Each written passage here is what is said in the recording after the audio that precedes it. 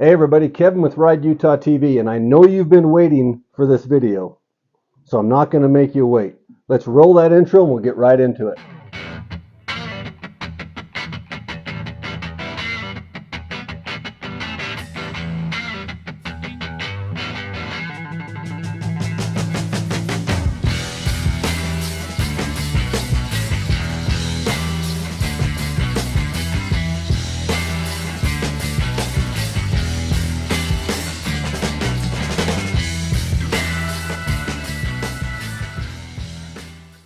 Okay, well, like I told you, let's just get right into it. After all this happened, since I live here in southern Utah and I've had dealings with this guy before and I've heard all these other stories of people who have had dealings with this guy, I was very much intrigued by this entire situation, but I couldn't get anybody to talk. So we had to make a grammar request, which in Utah is the way that you, it's the Public Information Act process. So we submit grammar requests to state agencies. They have 10 days to get back to us, and the DNR and the DWR took exactly 10 days. I mean, right up to the last minute before I got an email, and I was ready to take it and kick it on, to the next level. But they got it in just in time, just in the nick of time, and they provided all of the documents relating to this case. And so I spent most of the day going through those. However, there's not much. In fact, the only evidence that this guy submitted to the court was a couple of cell phone videos, and they sent me the videos of his videos that he gave the court. But there's cell phone videos of him recording his laptop screen of the videos that are publicly available on the FabRats YouTube channel. To me, if I was a lawyer, I'd just be doing backflips if that's all the evidence that they have is a YouTube video that could have been faked, right? So I started looking down a little bit deeper into these documents, and I started reading the complaint. I've got it here on the computer behind me, so excuse me if I get a little close to the camera. But there's an incident report, and in the incident report, it's talking about this this interaction that he had with Paul in his office. Now, I did listen. I got his body cam stuff.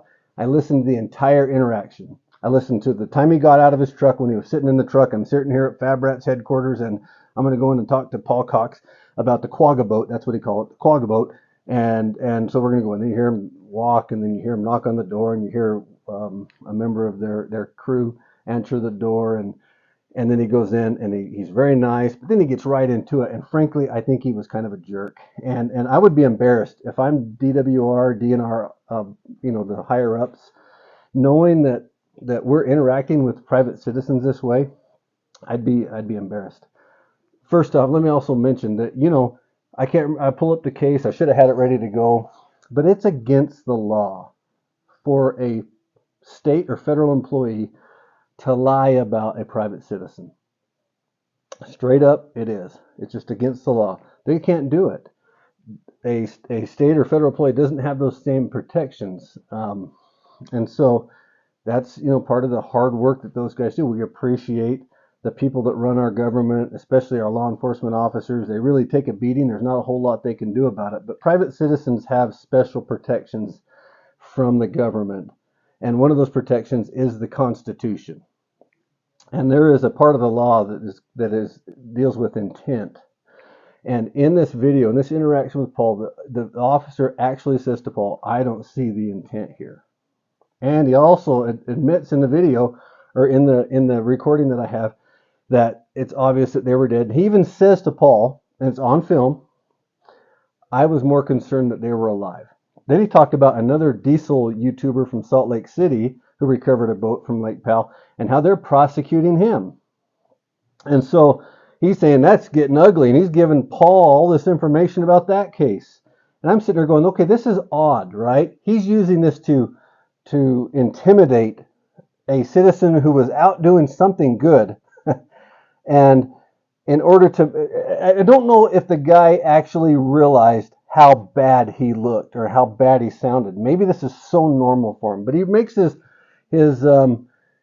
plea to the court, and it's basically just he says this in this part of this video, and this part of this video. And the second video provided documentation of the retrieval of the boat and transport, and the other video was power washing the boat in Glendale and then transporting it to Arizona. This is what he reported to the court. Now, you come down and it says, okay, so the Kane County prosecutor, the Kane County attorney submitted the information in the case.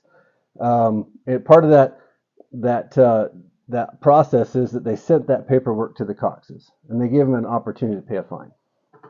But at that point, I don't think the attorney really looks at the evidence. So when the Coxes pleaded not guilty and hired a lawyer, then the attorney sat down and actually looked at the evidence. He looked at what we saw. If you watch the videos, you saw the evidence. That's all he had. He didn't have anything else. He had Utah code, which I've read it several times, and I still can't get where he's coming up with this. I see rules and all this kind of stuff, and I'm really concerned. I've always been one that resists bureaucratic rules that turn private citizens into criminals. Rules should be made by the legislature. It was very clear on camera that they were being prosecuted for transporting a boat that had been in the water within the last 30 days. That clearly was not the case. On June 7th, 2023, right before his video aired, the Kane County attorney asked that the case be dismissed, and this is very important, in the interest of justice. It dismissed in the interest of justice is a legal play. What that is saying is, the interest of justice is a legal mechanism that protects private citizens from overzealous prosecution. Frankly, that's what it is. This is what protects private citizens from Roscoe P. Coltrane setting up a fire hydrant after the car's parked there. This is what protects private citizens from overzealous prosecutors trying to get to the bottom of a case and start really using maybe statutorily correct procedures to incriminate somebody. We're seeing that in Washington, D.C. all the time. And this guy was using that against the Coxes in order to get a prosecution on quagga mussels.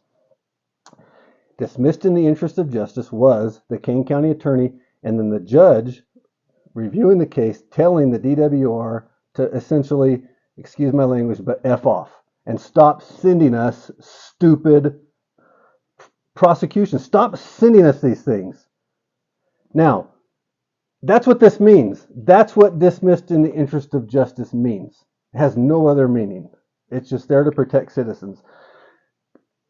Thank goodness for the Kane County attorney for looking after the interests of his citizens.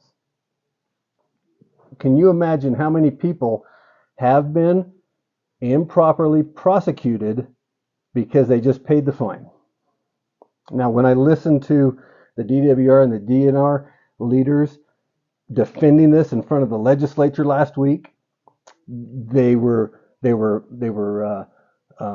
arrogant and condescending, and they were gaslighting the legislature. And they said, we talked to them, they just didn't know they were breaking the rule.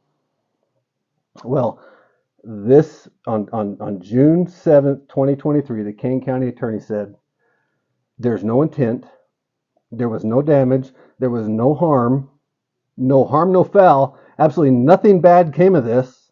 In fact, only good, and the only bad thing, essentially, and this is my commentary, is you wasted a lot of taxpayer dollars, a lot of taxpayer time and energy and money, and a lot of your time and taxpayer dollars chasing something that literally wasn't going to go anywhere, just so you could pad your numbers. It was clear to me when I listened to those leaders testify to the legislature that perhaps officers are pressed a little hard for prosecutions, for numbers, more tickets, more violations. Let's get it done. And that's the only, and now if you work for the DWR, DNR, if you're a law enforcement and I'm wrong, please, rideutah.tv@gmail.com. Let me know. I'll make another video. I will share your side of it. But at this point, nobody at DNR or DWR is getting back to me, so I've got my personal commentary. Now, I've got several phone calls from the DWR concerning the future of this officer. And apparently, And this is just sources. I haven't confirmed it, but sources say he's no longer a law enforcement officer in the state of Utah. Probably got promoted or moved to an administrative position where he doesn't deal with the public. That's just me guessing. But my sources in the DWR are fairly accurate, and we'll find that out for sure in the future. So if you are headed to Lake Powell, or if you have been ever cited by a wildlife or fish and game officer, plead not guilty and let the judge look at it. Ride Utah, and all of you new subscribers, we sure appreciate it. Thanks for staying with us. Thanks for liking and subscribing to the channel. We're going to do some really cool things. Still looking for an RV. If anybody's got an RV we can rehab and take on a road trip, we want to see it.